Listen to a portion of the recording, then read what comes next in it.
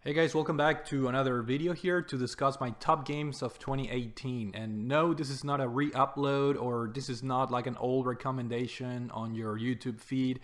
This is indeed a new video that I'm putting here 2 years late to the party.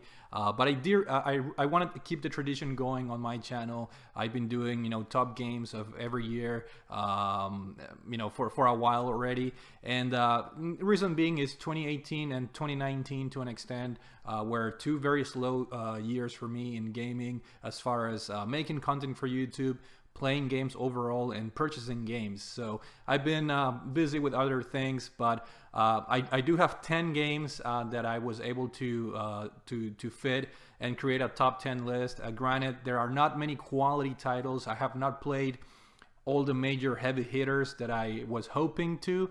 But anyways, this is my list. It's tailored obviously to my to what I was able to play during, or games that were released in 2018. Obviously, I did play some last year, and I did play some this year in early 2020. But without further ado, let's just go through the list just to complete my or keep the tradition going of top games of every year. And at number 10, I have a game that's digital. I can't really show you, and it's a game that I played recently on a new platform, Google Stadia. And I'm talking about Assassin's Creed Odyssey, which I've never been a huge fan of the Assassin's Creed series, but Odyssey is a very fun title. It brings that open world mechanic to a new level, in my opinion, in the series. And I have not beaten the game. That's another thing that really bothers me, not being able to complete games before I discuss them to you. But this is a special type of video and occasion. But from what I played so far and the hours that I put in, Assassin's Creed Odyssey has been a very fun experience. And I'm hoping to explore the game a little bit more, because I'm really enjoying the setting, with the Roman Empire theme going on. I think it's a very cool setting. There's a lot of things to do, obviously being an open world game. So that gets the number 10 spot on my list. At number 8, at number 9, I have another game that I do have a physical copy, and that game is Battlefield 5 for the PlayStation 4, released late in 2018. Admittedly, I have not beaten the single player campaign, but you typically don't play these games for a single player campaign. It's the online experience that matters, and I did put a decent amount of hours in this. You guys know me, I'm a pretty big Battlefield fan, so I typically buy these games at launch or shortly after launch. And I'm not a fan of the World War setting. I said the same thing about Battlefield 1, which was World War I setting.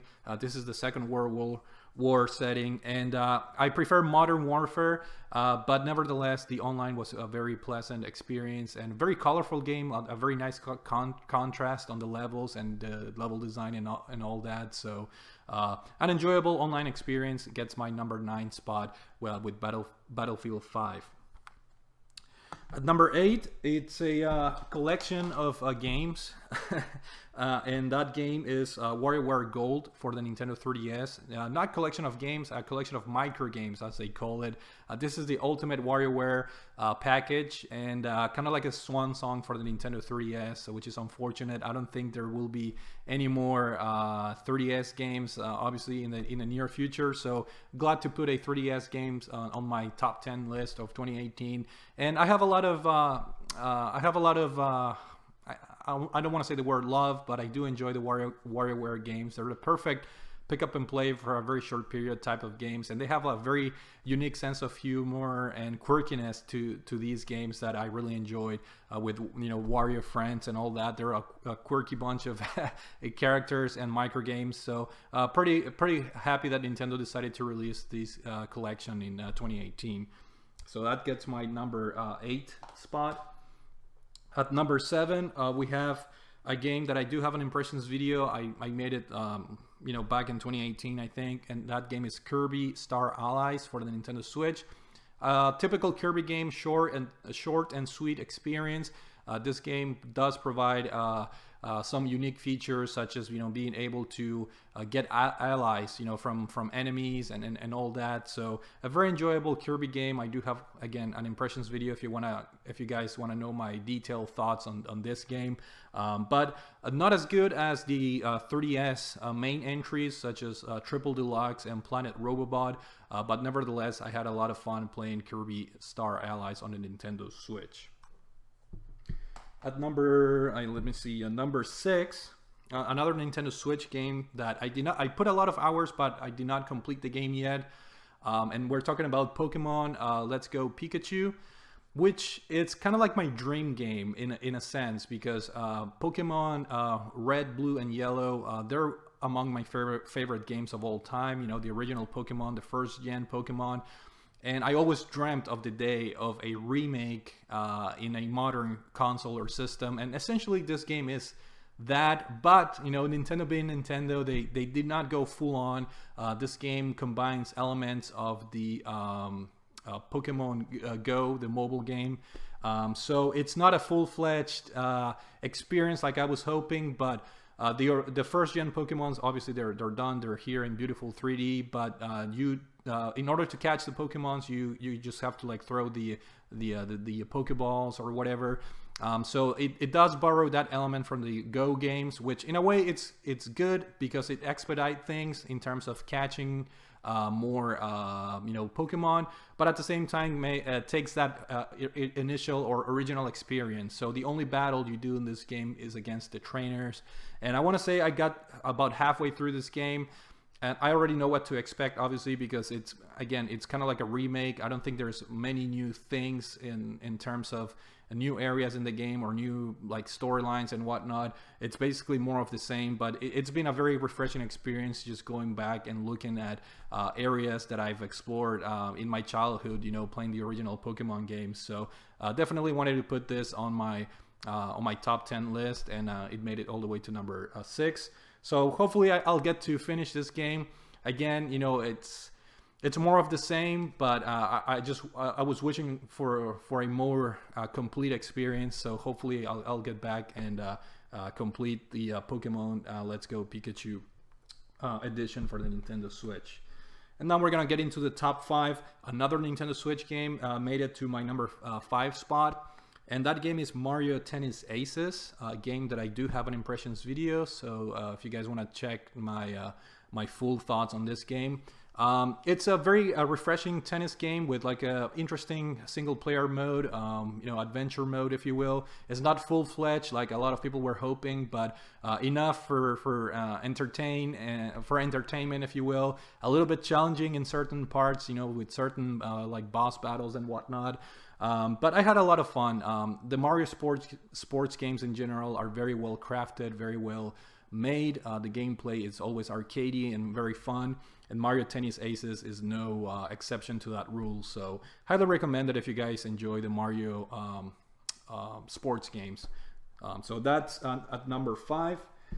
We're getting into number 4, another 3DS game, kind of to like close out the another swan song, if you will, for the Nintendo 3DS. You may call it a little bit of cheating because this game originally came out on the Nintendo GameCube, and I'm talking about the original Luigi's Mansion, a game that I never owned on the GameCube, but I did beat it back in the day. I borrowed this game from a friend, and I had a lot of fun kind of like remembering this game by replaying it on the Nintendo 3DS. There are a few new additions to the game. The graphics are kind of like the same, or perhaps even worse, with the 3DS. But there are some nice touches, like a new radar system, the use of the second screen on your Nintendo 3DS. It's a very refreshing game. It's what started, the Luigi's Mansion series. And I do have another impressions video on this because I really enjoyed this game, and I made a full-on impressions video if you guys want to check it out.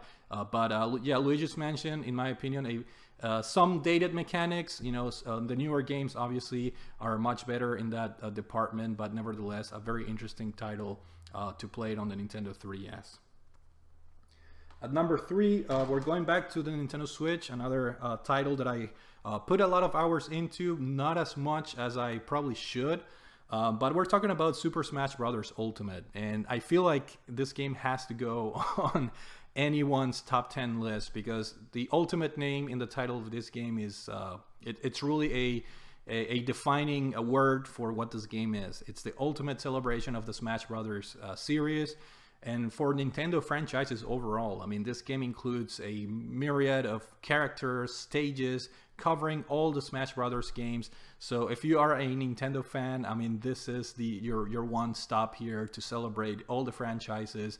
And to top that, I think the gameplay is it's great. Again, a lot of people are still stuck on that Melee for the GameCube being the number one in terms of gameplay, but I think Ultimate it's truly the best game to date in the Smash Brothers series, and definitely worth playing if you guys own a Nintendo Switch. So.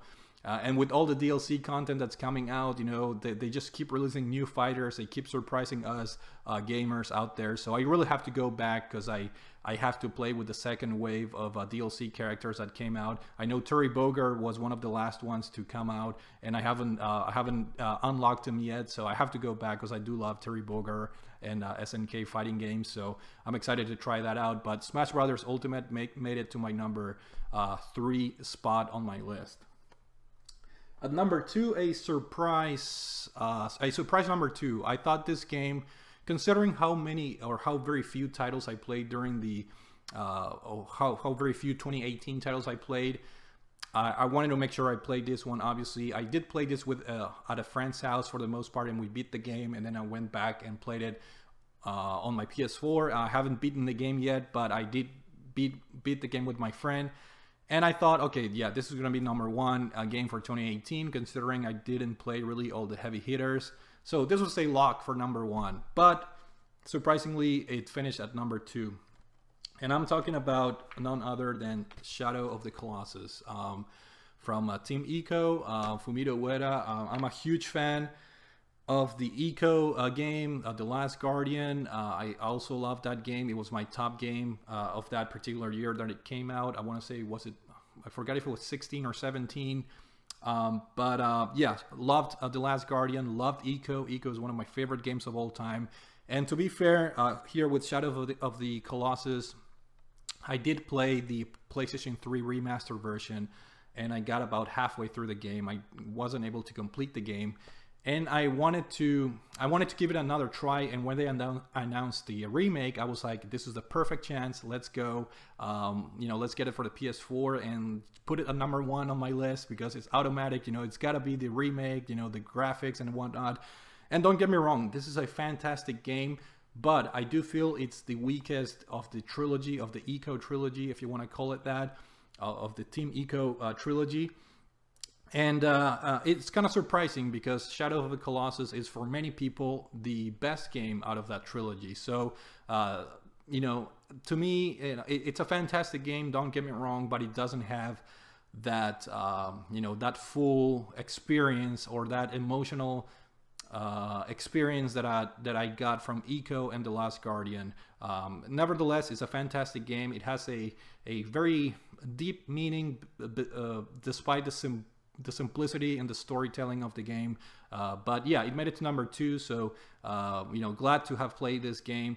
And I do want to make a full impressions video. I should be doing that. But at this point, since I was replaying the game for a second time, I figured I might as well beat the game once again and do an impressions video once I'm done with that. But number 2, Shadow of the Colossus for the PlayStation 4. Another classic game that was remade, and I had a lot of fun playing it. And at number 1, I guess it not a very surprising in terms of me enjoying and liking the series. Let me see here. And it's none other than Yakuza 6. I do have the bought it on day 1. Had to get the collector's edition here with the glasses and everything, which I do use, by the way, to like get some White Russians every now and then, which gotta make use of the goodies that came with the collector's edition. But Yakuza 6 is truly my game of 2018. Again, I have an impressions video on this. I made a very extensive one, and no secret here, I do love the Yakuza series. Yakuza 6 is a very unique entry in my opinion, because it was the first time they were using a different physics engine that was created specifically for the from the ground up for the PlayStation 4, and I believe that same system was using Kiwami 2, which I haven't played yet. But it felt a little bit weird, but at the same time the combat it felt weird or different from the other entries in the series. But nevertheless, the story, the characters, the craziness, the cheesiness, and you know, just the overall story of how the characters age, you know, in this game, you know, you see the same characters that you have been playing with the previous entries in the series, and to see them age, you know, you have Kiryu being an older person now, a more mature person, and this game signifies the end of the Kiryu saga, if you will. So a very interesting story, a new setting in the island. I forgot the name of the place, but they did include that new island, which I was hoping for that place to be a little bit more explorable. You can only go to a few places here and there, but overall, Yakuza 6 is a fantastic game. The Song of Life, Yakuza 6, The Song of Life, a fantastic game with a great story and a perfect way to close out the Kiryu series. And again, I do have an impressions video on this, if you guys want to check that out. So that's it, guys. Those are my top 10 games of 2018. No heavy hitters, or not many heavy hitters. God of War 2018, you know, that's one game that I really want to play, and I no doubt it would have made it to my top 10 list. Obviously, everything that I've seen and heard of that game is fantastic. I want to say, what was the Spider-Man? I think Spider-Man for the PS4 came in 2018 as well. That game got a lot of awards for being, you know, Game of the Year. I'm trying to think of, there's so many games that I missed out on 2018 being away. Just to mention, like an indie title like Gris, which was released on, I think, on the Switch, on the PC. So a lot of indie games, a lot of heavy hitters, AAA titles, Pillars of Eternity, the second one. I'm trying to think, I think I had a list here that I made of games that I wanted to play that were released in 2018. Let's see if I can pull that out. Obviously, Red Dead Redemption 2. Oh my god, I can't believe I missed that out. I have my cheat sheet here. Monster Hunter World. I loved Monster Hunter Tri on the Wii. I love the series, and you know, I haven't played it. I haven't played the latest and greatest in the series there. The new Forza Horizon game, I do like those games. Far Cry 5, I'm a huge fan of the Far Cry series. I do own Far Cry 5, but I just haven't played it yet. Ni no Kuni 2 came out. Leo loved that game. It's supposed to be a fantastic game. Shadow of the Tomb Raider, loved the Tomb Raider 2013 game. So those are just a few heavy hitters that I mentioned there for you guys, but my plan is to play those games eventually. It's just for the purpose of making this video. I'm already 2 years late. I figured I would do a quick one, or you know, just create a top 10. I was barely able to make that top 10 list because, again, I haven't played many games that were released in 2018. But hopefully you guys enjoyed the list and the games that I mentioned. Hopefully I'll get to do the top games of 2019. Not 2 years later. I will be late. Obviously, we're already in 2020, but hopefully by the mid-year, I'm trying to play through some 2019 games and hopefully have that video not as delayed as this one. So hopefully you guys enjoyed this video. Thank you for watching, and I will see you all later.